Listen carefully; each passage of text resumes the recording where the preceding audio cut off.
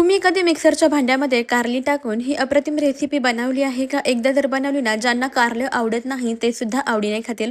काय करायचं ते सांगते, पण त्याआधी लगेच घरगुती भोजनला फॉलो करा. सर्वात अगोदर कारली स्वच्छ पाण्याने धुवून घ्या. याचं देठ आणि शेवटचं टोक असतं ते कट करायचं आहे.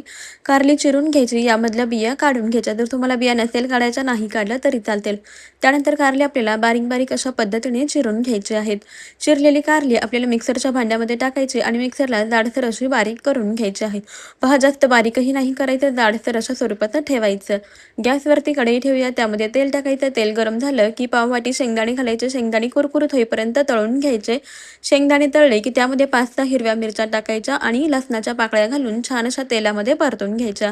आता लगेच यामध्ये 1 छोटा चमचा जिरे घालायचे. जिरे छान असे फुलले की यामध्ये आपल्याला कोथिंबीर घालायची आहे. कोथिंबीर व्यवस्थित मिक्स करून घ्यायची. सर्व साहित्य खमंग असं परतून घेतलेलं आहे. आता थंड करून घ्यायचं. थंड झालं की हे भाजून घेतलेले साहित्य मिक्सरच्या भांड्यामध्ये घालून जाडसर अशा स्वरूपामध्ये बारीक करून घ्यायचं आहे. आता याच कढईमध्ये आपण बारीक केलेली कारली घालायची आहेत. तेल शिल्लक होतं त्यामध्येच कारली व्यवस्थित परतून घ्यायची. आता यामध्ये चवीनुसार मीठ घालायचं, मिक्स करून घ्यायचं. झाकण ठेवून बारीक गॅसवरती 3-4 मिनिटं कारली व्यवस्थित अशी शिजवून घ्यायची. पहा, मस्त अशी कारली शिजलेली आहेत. आता यामध्ये आपण तयार केलेलं हिरव्या मिरचीचं वाटण घालूया. वाटण घालून व्यवस्थित मिक्स करून घ्यायचं. सर्वात शेवटी यामध्ये थोडासा गूळ घालायचा. गूळ घालून व्यवस्थित असं मिक्स करून घ्यायचं आणि सर्वात शेवटी यामध्ये आपल्याला अर्धा लिंबाचा रस घालायचा, मिक्स करून घ्यायचं. मस्त अशी इथे आपली झणझणीत कारल्याची भाजी किंवा हा ठेचा तयार झालेला आहे.